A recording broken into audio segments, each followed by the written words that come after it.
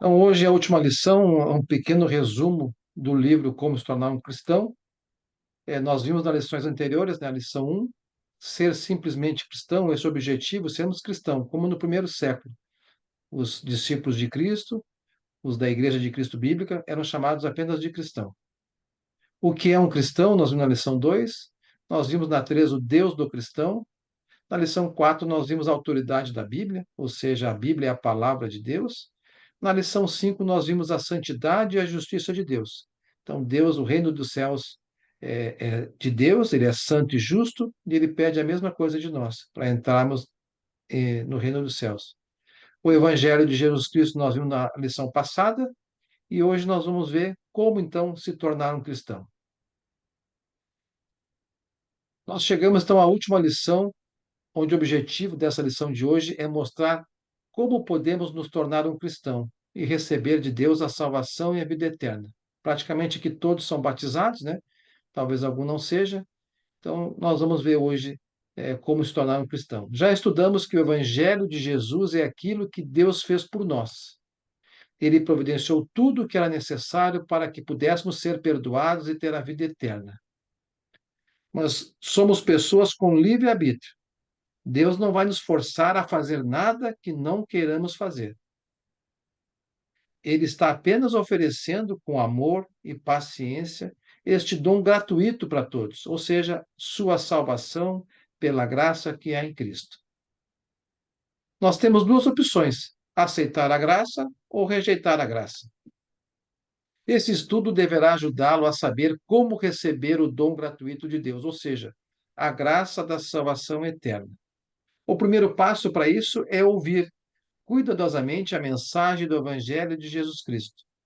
Existem várias maneiras de ouvir e cada maneira tem o seu resultado. Por exemplo, eu chamo meu filho e peço para ele lavar a louça do almoço. Ele pode ouvir o meu pedido, ouvir as minhas palavras, mas sem fazer coisa alguma, só escuta, não faz nada.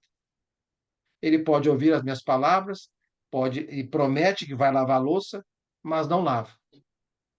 Ele pode ouvir o meu pedido, prometer que vai lavar a louça, começar e não termina de lavar a louça. Terceiro ato.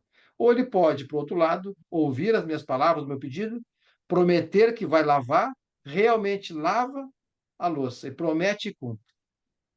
Então, qual dessas quatro maneiras de ouvir que você acha que me agradou? Agrada o pai ou a mãe?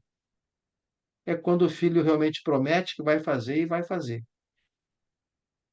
Da mesma forma, irmãos, existem quatro maneiras de ouvir o Evangelho, como o próprio Jesus falou na parábola do semeador. Então, todos que estão aqui, prestem bem atenção nessa parábola. Ela pode ser cansativa de se falar, de se ler, mas ela é a chave para nós entendermos por que pessoas não entram para o corpo de Cristo, não se convertem, para nós entendermos por que pessoas abandonam a igreja, por que pessoas estão na igreja, mas não estão lá com o corpo, mas o espírito não está?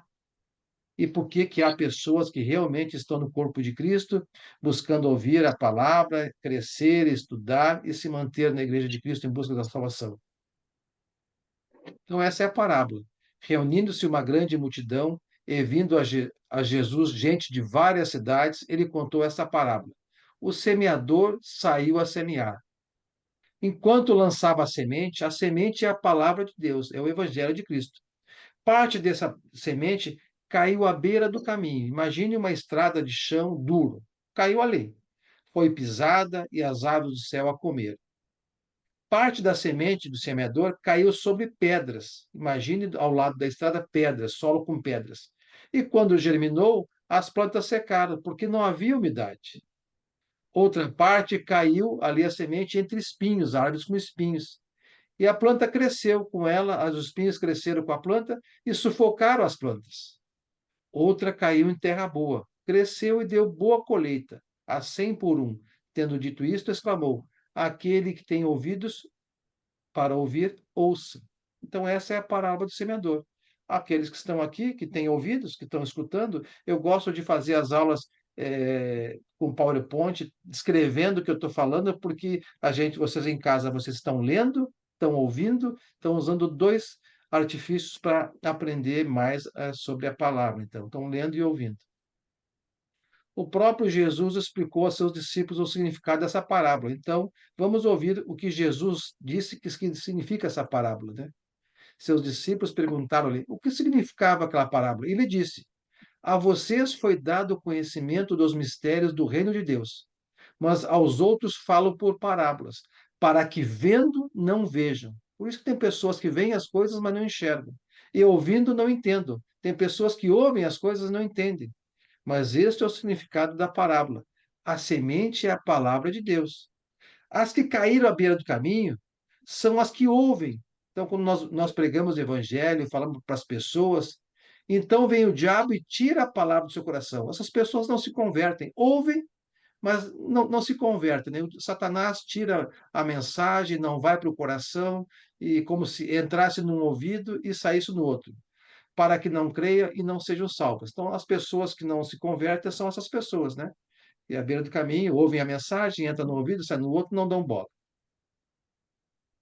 Já as que caíram sobre as pedras são as que recebem a palavra com alegria quando ouvem. Então, as pessoas ouvem o evangelho, recebem com alegria, mas não têm raiz. Elas se batizam, mas não têm raiz, não buscam crescer, não buscam estudar, não buscam congregar. Então, elas não têm raiz. Creem por algum tempo, mas desistem na hora da provação. Vêm as provações da vida e elas desistem, abandonam a igreja, abandonam o caminho e somem. Por quê? Porque o solo dela tinha pedras e não tinha raiz para fixar a palavra, então não se desenvolver. E as que caíram entre espinhos são as que ouvem, mas ao seguirem seu caminho nessa vida, né, são sufocadas pelas preocupações dessa vida, pelas riquezas e pelos prazeres dessa vida. Não amadurecem. Essas são as que se convertem, essas são as que estão no corpo de Cristo, aparecem de vez em quando, mas não estudam, não procuram desenvolver, não procuram amadurecer. Elas ficam no corpo de Cristo, continuam na igreja, mas somente com o corpo.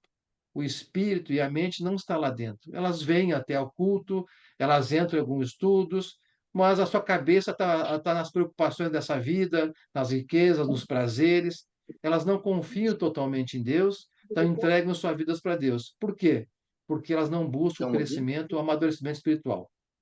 Mas as que caíram em boa terra, são aquelas que, com coração bom e generoso, ouvem a palavra, retêm a palavra e dão fruto com perseverança. São aqueles que se convertem, entendem que são totalmente dependentes de Deus, entendem que precisam de Deus, que precisam amadurecer, crescer espiritualmente, entendem que essa vida é passageira e rápida, logo, logo estarão partindo, entendem que precisam de Deus para ter a vida eterna e buscam congregar, estudar, meditar e crescer. Então, esses são 4 tipos de coração. Desses 4, apenas um Deus se agrada.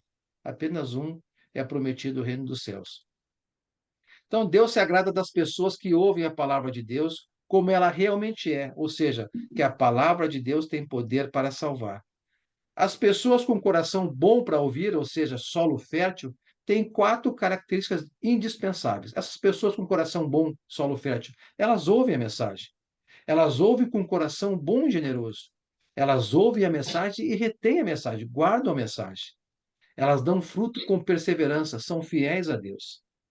Então, para sermos aceitos por Deus, precisamos ouvir a mensagem com um coração que está pronto para ser instruído, para reter a mensagem e perseverar, dando frutos. O coração bom e generoso é um coração humilde, isto é, que se submete a Deus com toda a sua força, ouvindo com desejo e a intenção de obedecer. Um bom exemplo dos que apresentaram esse coração bom, né, e fértil são os cristãos do primeiro século, narrados no livro de Atos, onde após Pedro pregar-lhes a mensagem de Cristo, ficaram aflitos em seu coração e perguntaram a Pedro e aos outros apóstolos o que deveriam fazer, porque Pedro exclamou no dia de Pentecostes, na pregação, o evangelho de Cristo, que ele haveria de morrer e que ele foi morto. Então está aqui a passagem, Atos capítulo 2, versículos 37 a 41. Quando ouviram isso, ficaram aflitos em seu coração e perguntaram a Pedro e aos outros apóstolos: Irmãos, que faremos? Nós entregamos a Cristo para morrer na cruz, entregamos aos romanos, matamos o Messias, né? Não acreditamos no Messias, né? E Pedro respondeu, e é para toda a humanidade hoje: arrependam-se e cada um de vocês seja batizado em nome de Jesus Cristo.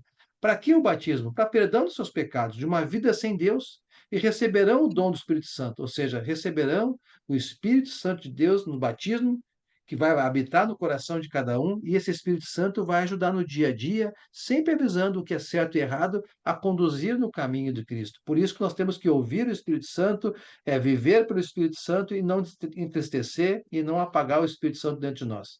Pois a promessa essa de vida eterna é para vocês, para aquela época, para os seus filhos e para todos que estão longe, e chegou até os dias de hoje, para tantos quantos o Senhor nosso Deus chamar. Com muitas outras palavras, os advertia e insistia a eles. É o que temos que fazer hoje. Salvem-se dessa geração corrompida. Essa geração que não está na igreja, que não se batizou, não aceitou a Cristo, é uma geração corrompida, que não está obedecendo a Deus e que não terá a vida eterna. Os que aceitaram a mensagem foram batizados. E naquele dia, um acréscimo de cerca de 3.000 pessoas. Então, 3.000 pessoas com um coração bom ouviram a mensagem e se batizaram. Aqui é demonstrado o coração humilde que tiveram essas cerca de 3.000 pessoas. E assim devem ser os corações dos que ouvem a mensagem de Jesus Cristo. Esses não apenas obedeceram, mas também continuaram firmes no ensino dos apóstolos. Como fala lá em Atos 2:42, após o batismo, o que eles faziam? Eles se dedicavam ao ensino dos apóstolos e à comunhão, ao partir do pão aos domingos e às orações. Então, os cristãos, desde o começo, se dedicavam a estudar, a ter comunhão com os irmãos, e nos domingos, no dia do Senhor, o que eles faziam? Partiam o pão, que é a ceia do Senhor, em memória de Jesus Cristo. Davam valor àquela morte de Cristo que eles tiveram para a vida eterna. Então, agora vamos tornar essa parábola viva por meio de uma avaliação pessoal. Vocês que estão assistindo aí agora ou depois na gravação, qual desses 4 solos é você?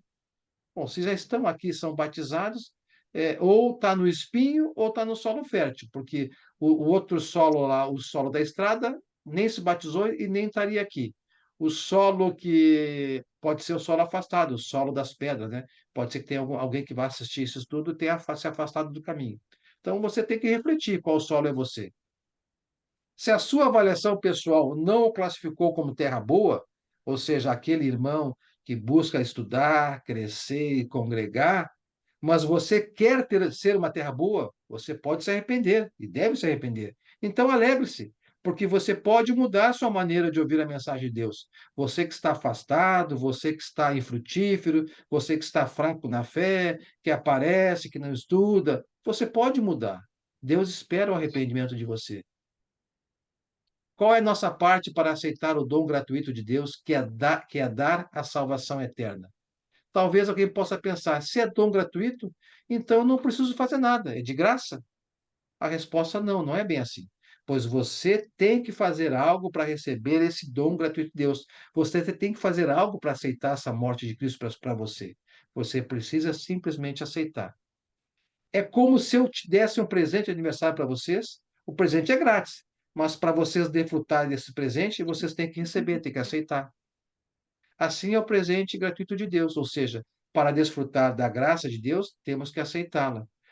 Que se consuma com o crer, o arrependimento e o batismo. O ato de receber a graça de Deus, ou seja, a salvação, através do arrependimento e do batismo, não anula o fato de que a salvação é um dom gratuito de Deus. Está lá em Romanos, capítulo 3, versículos 23 a 25, quando Paulo escreveu aos Romanos. Ele fala uma verdade, pois todos pecaram e estão destituídos da glória de Deus. Ninguém merece a vida eterna. Todos somos pecadores, sendo justificados gratuitamente por sua graça, ou seja, aqueles que aceitaram Cristo como Senhor e Salvador, nós somos justificados por Cristo, por meio da redenção que há em Jesus Cristo.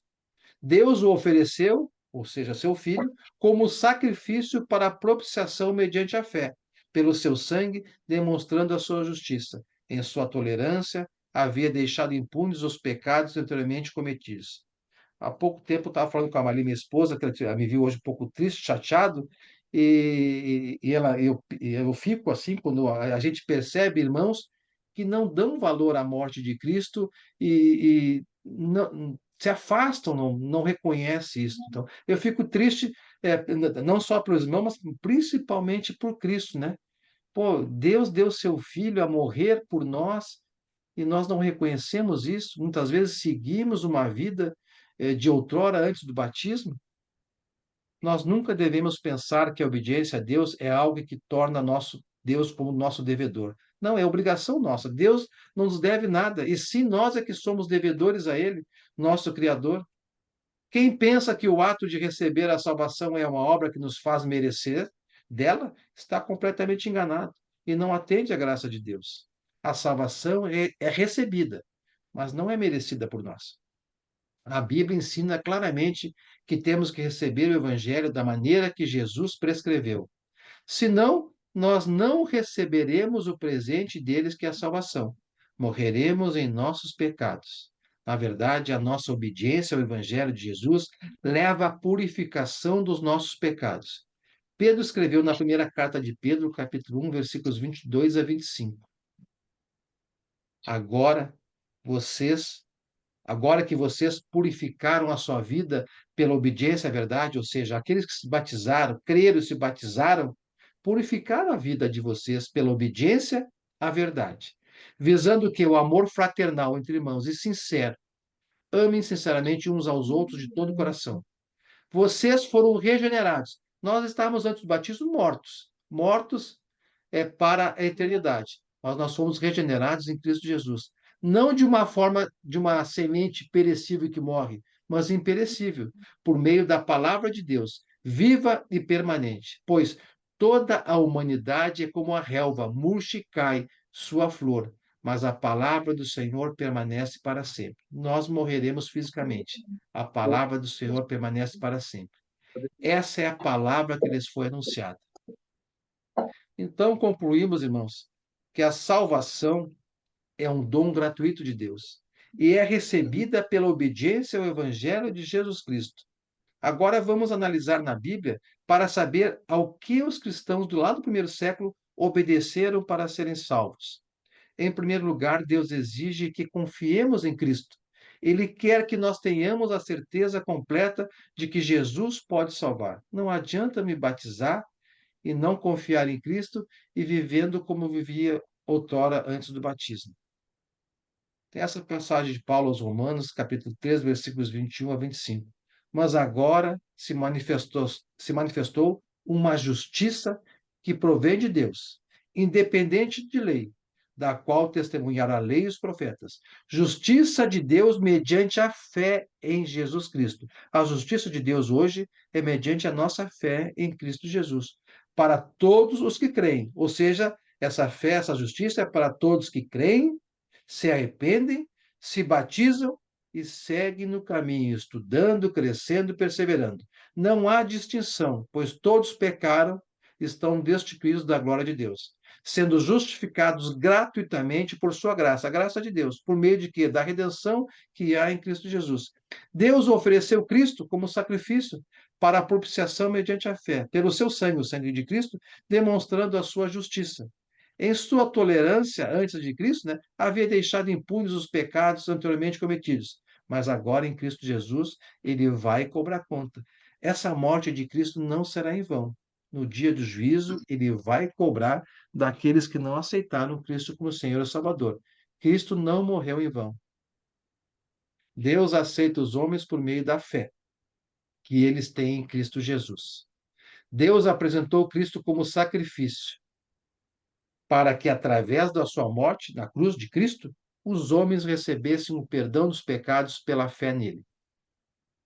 Esta fé deve estar somente na pessoa de Jesus, e não numa religião, denominação, doutrina humana, e não em homens. É em Cristo Jesus. Nós devemos criar essa confiança em Jesus Cristo, pelo que ele é e pelo que ele fez. Por isso, esta fé não é cega e não é um pulo na escuridão. Nós devemos ter fé por causa do caráter de Cristo, justo e santo, dos milagres que ele fez e falou, bem como por causa da sua ressurreição. A justiça, a mansidão, a bondade e a santidade de Jesus nos convidam a confiar nele. Os seus sinais e milagres nos dão mais razão para isso. Ele acalmou tempestade, curou doentes, ressuscitou mortos. As maravilhas feitas por Jesus, narradas na Bíblia, comprovam o seu poder e que ele pode acalmar a tempestade da sua vida, pode curar a sua alma da contaminação do pecado e pode ressuscitar seu corpo mortal para a eternidade com Deus. Basta ter fé, crer e seguir a Cristo. A ressurreição dele prova o fato de que ele venceu o pecado e a morte. Tudo isso torna nele algo bom, bem e concreto e racional. João, capítulo 3, versículo 2 nos ensina: Mestre, sabemos que ensinas da parte de Deus, pois ninguém pode realizar os sinais miraculosos que está fazendo, se Deus não estiver com ele. Ou seja, isso foi Nicodemos na conversa com Jesus. Ele acreditou em Jesus, procurou Jesus. E ele entendeu que aqueles sinais e maravilhas que ele fez, somente alguém ligado a Deus. Atos capítulo 2, versículo 22. Israelitas, ouçam essas palavras. Pedro dando pregação lá no templo. Jesus de Nazaré foi aprovado por Deus diante de vocês por meio de milagres, maravilhas e sinais que Deus fez entre vocês por intermédio dele, como vocês mesmos sabem. Ou seja, Jesus fez milagres, maravilhas, né, na frente dos olhos daquelas pessoas, para que crescem no evangelho e na pregação dele. Hoje nós cremos mediante a fé na Bíblia, nas Sagradas Escrituras, e Jesus falou: Felizes são aqueles que crerão em mim sem ver. Paulo, falando aos Romanos, capítulo 1, versículo 1 a 4. Paulo, servo de Cristo Jesus, chamado para ser apóstolo, separado para o Evangelho de Deus, o qual foi prometido por ele de antemão por meio dos seus profetas nas Escrituras Sagradas, acerca de seu filho, que, como homem, o filho do homem, Jesus, era descendente de Davi, e que, mediante o Espírito de Santidade, foi declarado filho de Deus com poder, pela sua ressurreição dentre os mortos, Jesus Cristo, o nosso Senhor. Jesus, irmãos, exige a nossa fé, após ter nos dado razões incontestáveis para crermos e confiarmos nele. Temos que ter fé. Fé é obediência, crer e obedecer. Esta fé ou confiança que nos é exigida não pode ser algo superficial, algo que envolve apenas uma aceitação mental e emocional. Eu não posso, irmãos, entrar para o corpo de Cristo, me batizar, testemunhar a Cristo e ser uma fé superficial, sem obediência, sem comunhão, sem crescimento espiritual. É aquela semente no corpo de Cristo que está sufocada pelos espinhos com as coisas do mundo. Não houve uma conversão ainda. E Deus é tão maravilhoso que a pessoa que estiver nessa situação ou afastada, ela pode se arrepender e pode mudar de postura. Esse é o objetivo dos ensinos, da admoestação, do encorajamento da Igreja de Cristo. Essa fé tem que ser em verdade e em espírito, que vai gerar uma obediência sincera e fiel a Deus, com boas obras de um verdadeiro cristão. Tiago reprovou a fé superficial, dizendo, a fé rasa, né? Dizendo, assim também a fé por si só, se não for acompanhada de obras, está morta. Uma fé que não há crescimento espiritual, que não há dedicação, que não há obediência, que não há comunhão, ela é morta. Mas alguém dirá, se você tem fé, eu tenho obras. Mostre-me a sua fé sem obras, e eu lhes mostrarei a minha fé pelas obras. Você crê que existe um só Deus. Muito bem. Até mesmo os demônios tremem, creem e tremem, insensato. Ou seja, eles creem, mas não obedecem, até tremem, mas não obedecem. Quer certificar-se de que a fé sem obras é inútil? Não foi Abraão, nosso antepassado, justificado por obras, quando ofereceu seu filho Isaque sobre o altar? Abraão ofereceu Isaque, tendo fé em Deus, que mesmo sacrificando seu filho, a sua promessa para ele, que através da descendência dele, formaria uma grande nação, através de um descendente dele viria a salvação à humanidade. Abraão teve fé. Você pode ver que tanto a fé como as obras estavam atuando juntas. E a fé foi aperfeiçoada pelas obras. Ou seja, nós não somos salvos por obras, mas as obras andam lado a lado com o cristão. O cristão verdadeiro, o coração fértil, a terra boa, as obras dele serão vistas. Ele será um cristão que estuda, que busca o crescimento espiritual, que congrega em espírito e em verdade, não só de corpo, que parte o pão, que fica alegre quando participa da ceia em memória de Cristo, em agradecimento a Deus por essa morte por ele. É um cristão totalmente agradecido a Deus. Uma ação, uma obra que é a fé sincera provoca é o arrependimento. Então, a fé sincera, a primeira obra de uma fé sincera é o arrependimento. Então, quando uma fé em Cristo Jesus sincera, ele escuta a palavra, ele se arrepende de seus pecados. O arrependimento é necessário, irmãos, para se tornar um cristão. Jesus falou, está lá em Lucas capítulo 13, versículos 1 a 3. Naquela ocasião, alguns dos que estavam presentes contaram a Jesus que Pilatos misturara o sangue de alguns galileus com o sacrifício deles. Jesus respondeu: Vocês pensam que esses galileus eram mais pecadores que todos os outros, por terem sofrido dessa maneira? Eu lhes digo que não. Mas se não se arrependerem, todos vocês também perecerão. Sempre temos a oportunidade de nos arrependermos dos nossos pecados. Se estamos no caminho errado, vacilando, fracos na fé, sempre é possível e Deus deseja que cresçamos espiritualmente. Sabemos o nosso dever, a nossa obrigação, temos que fazer. Veja o que Paulo diz no livro de Atos, lá em capítulo 17, versículos 30 e 31. No passado, Deus não levou em conta essa ignorância, né? A ignorância que o povo não tinha em relação ao plano de salvação de Deus, a Jesus Cristo, mas agora ordena que todos em todo lugar se arrependam, pois estabeleceu um dia em que há de julgar o mundo com justiça. Deus é justo, e ele não vai passar a mão na cabeça de ninguém no dia do julgamento. Hoje sim, ele é misericordioso, perdoa, está sempre pronto a perdoar um arrependimento sincero e fiel, por meio do homem que designou. Então, nós seremos julgados pelos atos e ensinamentos de Cristo. E Deus deu provas disso a todos, ressuscitando Jesus Cristo dentre os mortos. Mas o que é arrependimento? O arrependimento envolve principalmente três ideias: parar de praticar o pecado. Então, quem se arrepende, ele busca parar de praticar o pecado. Ele volta-se para Deus e ele segue o caminho de Jesus. Paulo escreveu na segunda carta aos Coríntios, capítulo 7, versículos 9 a 10. Agora, porém, me alegro. Paulo se alegrando. Não porque vocês foram entristecidos, mas porque a tristeza os levou ao arrependimento. Ó, a tristeza sincera, a que leva ao arrependimento. Pois vocês se entristeceram como Deus desejava, e de forma alguma foram prejudicados por nossa causa. Então, Deus deseja que as pessoas fiquem tristes por causa de seus pecados e se arrependam. A tristeza, segundo Deus, não produz remorso, mas sim arrependimento, que leva à salvação. A tristeza, segundo o mundo, produz a morte. Ou seja, a tristeza verdadeira é aquela que produz o arrependimento, de parar de praticar o pecado e não fazer mais. A tristeza do mundo que produz a morte é aquela que há remorso, mas a pessoa segue cometendo os mesmos erros, não muda a ação. Muitos até podem ficar tristes e chorar por causa de seus pecados, mas se não deixam de praticá-lo, não demonstram arrependimento, apenas remorso. Deus quer a tristeza seguida de arrependimento, para que os pecados sejam realmente perdoados. Pedro, ao pregar no templo, deu este conselho aos judeus que ainda não haviam crido em Jesus Cristo. Atos 3, versículo 19. Arrependam-se, pois, e volte-se para Deus, para que os seus pecados sejam cancelados, para que venha o tempo de descanso da parte do Senhor, e ele mande o Cristo, a qual lhes foi designado.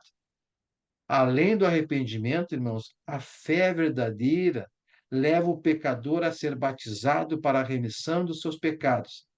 Essa obediência a Jesus não é uma opção, é um mandamento.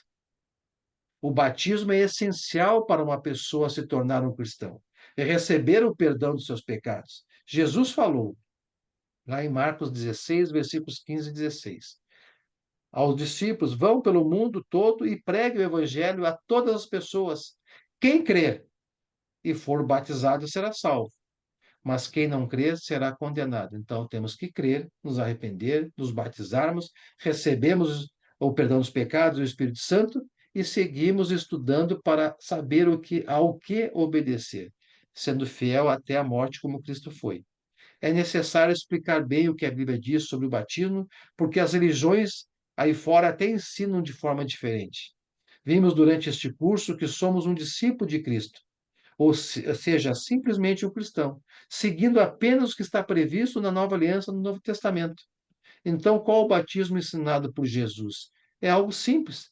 É o ato de ser mergulhado, a imersão, o batismo, sepultado, enterrado, imergido em água em nome de Jesus Cristo, para receber o perdão dos pecados e o dom do Espírito Santo. Despejar ou aspergir um pouco de água não é o batismo que Jesus ensinou. A importância de ser mergulhado em imersão, todo o corpo na água, é devido à significação do batismo. No batismo, o pecador, pela fé, está sendo unido com Cristo para participar da sua morte e ressurreição. O homem velho, pecaminoso, é crucificado quando é imergido nas águas, morto com Cristo, e enterrado para que o novo homem, ao sair das águas, perdoado e purificado, seja ressuscitado da água para viver uma nova vida em Cristo. Então, todos aqueles que se batizaram, que estão presentes, todos prometeram e fizeram um compromisso com Deus de ter uma nova vida com Cristo. Qual é essa nova vida? Obedecer aos mandamentos de Deus, seguir no caminho de Cristo, sendo ajudado pelo Espírito Santo e os irmãos da igreja, estudando a palavra do Senhor diariamente, tendo comunhão com os irmãos, se reunindo como igreja, no primeiro dia da semana, cultuando a Deus, participando da ceia do Senhor, partindo do pão. Então, no batismo, Cristo nos purifica e salva. Isto, se cremos nele para fazer isso. Se nós cremos de verdade, que é o crer e obedecer, nós vamos fazer isso. Aos irmãos romanos, Paulo escreveu, Romanos capítulo 6, versículos 3 a 5. Ou vocês não sabem que todos nós que fomos batizados em Cristo Jesus, fomos batizados em sua morte? Portanto, fomos sepultados com ele na morte por meio do batismo, a fim de que, assim como Cristo foi ressuscitado dos mortos, mediante a glória do Pai, também nós vivamos uma nova vida. Todos aqui que se batizaram prometeram viver uma nova vida em Cristo Jesus. Aos irmãos da Galácia, Paulo escreveu, em Gálatas capítulo 3, versículos 26 e 27. Todos vocês são filhos de Deus, mediante a fé em Cristo Jesus, pois os que em Cristo foram batizados, de Cristo se revestiram. Então, nós temos a obrigação, irmãos, pela palavra, pela nossa promessa e pelo Espírito Santo que habita em nós, quando nós andamos aí fora no mundo, as pessoas, nossas relações interpessoais, eles têm que enxergar um cristão em nós. Eles têm que enxergar Jesus Cristo em nós. Agora não é nós mais que vivemos, mas sim Cristo vive em nós. Se isso não está acontecendo ainda, busque crescer espiritualmente. Busque meditar na palavra, busque a ajuda do Espírito Santo, de Deus, ore e busque esse crescimento espiritual. Então, quem pela fé se batiza, tem a pureza de Jesus Cristo, pois o sangue de Cristo na cruz purificou todos aqueles que o aceitaram como Salvador. Assim, quando Deus olha para nós, ele não vê os nossos erros do passado, ele vê uma nova vida em Cristo, se realmente nós tivermos sendo obedientes ao Pai, seguindo a vontade de Deus. Se nós estivermos falhando, vivendo como antes do batismo em pecado, em erro, é triste. Estamos crucificando a Cristo e a morte de Cristo na nossa vida ela foi em vão. Mas sempre há mudança, sempre há esperança de mudarmos. Então, note mais uma vez a ligação entre a fé, que é o crer e obedecer, o batismo e a salvação. Talvez você nunca tenha ouvido a importância do batismo para a salvação. Talvez nunca alguém tenha lhe ensinado essa importância do batismo para a salvação. Mas hoje, você que está fazendo esse estudo, e caso também tenha feito o curso Deixa a Bíblia Falar, está confirmando a importância do batismo na vida do salvo. Pensemos nas últimas palavras de Jesus aos apóstolos antes de subir ao céu. E disse-lhes: Vão pelo mundo todo e pregue o evangelho a todas as pessoas. Quem crer e for batizado será salvo, mas quem não crer será condenado. No dia de Pentecostes, os apóstolos Pedro pregaram o evangelho de Jesus Cristo e narraram a morte de Cristo por culpa dos judeus, que o entregaram aos romanos. O povo perguntou o que deviam fazer para corrigir o erro, e Pedro respondeu, e já lemos aqui, Atos 2,38. arrependam-se. E é para o mundo hoje, nós temos que pregar para o mundo o Evangelho de Cristo e dizer para eles: arrependam-se de uma vida sem Deus, e cada um de vocês seja batizado em nome de Jesus Cristo, para perdão dos seus pecados, e vocês vão receber o dom do Espírito Santo para ajudar nessa caminhada. Hoje nós temos dois bebês na fé, aqui, hoje, Guilherme e Alan. Se arrependeram, se batizaram, tiveram os pecados perdoados, receberam o Espírito Santo. O papel deles agora é querer buscar o crescimento espiritual, congregar, estudar, meditar na palavra. O papel da igreja qual é? Ajudá-los nesse papel deles. E o Espírito Santo que habita em nós vai nos ajudar em tudo isso. Mais tarde, Filipe foi a Samaria e pregou o evangelho de Jesus Cristo. Vejamos o resultado. Atos 8:12. No entanto, quando Filipe lhes pregou as boas novas no reino de Deus e do nome de Jesus Cristo, creram nele e foram batizados, tanto homem quanto mulher, como mulheres. Então, era pregado o evangelho e quem cria se batizava. Depois, no caminho, num lugar pouco habitado, Filipe também pregou o evangelho de Jesus Cristo ao etíope. Vejamos o resultado. Atos 8:36 a 38. Prosseguindo pela estrada, chegaram a um lugar onde havia água. Olha a fé do eunuco, hein? O eunuco disse, não foi nem perguntado aqui pelo Filipe, né? O eunuco, a iniciativa foi do eunuco depois da pregação. Olha aqui a água, que me impede de ser batizado? Deve ser, para quem prega. Eu nunca batizei nenhum irmão, mas quem já evangelizou e batizou, deve ser uma maravilha escutar isso, né? Depois de um ensino, né? Olha, eu quero ser batizado. Quem me impede de ser batizado? Disse Filipe, você pode, se crê de todo o coração. Então, a importância do crer de todo o coração para não apenas tomar um banho. Não, o batismo não ser um banho superficial, não ser um crer verdadeiro.